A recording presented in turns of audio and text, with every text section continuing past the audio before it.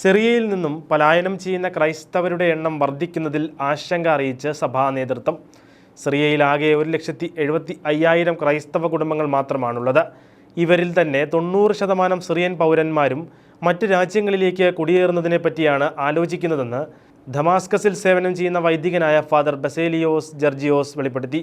1 നൂറ്റാണ്ടിന് മുകളിലായി തുടരുന്ന ആഭ്യന്തര യുദ്ധങ്ങളും വിലക്കയറ്റവും കൊടും ദാരിദ്ര്യമാണ് സിറിയയിൽ സൃഷ്ടിച്ചിരിക്കുന്നത്.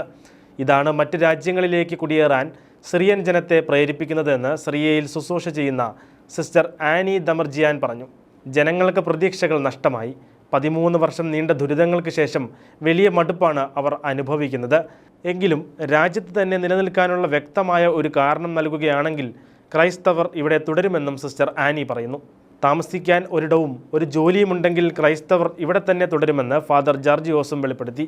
നിലവിൽ ക്രൈസ്തവരുടെ ക്ഷേമം ലക്ഷ്യമാക്കി ആരംഭിച്ച ക്രിസ്ത്യൻ ഹോപ്പ് സെൻറ്റർ ക്രൈസ്തവർക്ക് കച്ചവടം ആരംഭിക്കാൻ ചെറിയ ലോൺ തുകകൾ പോലുള്ള സഹായങ്ങൾ നൽകുന്നുണ്ട്.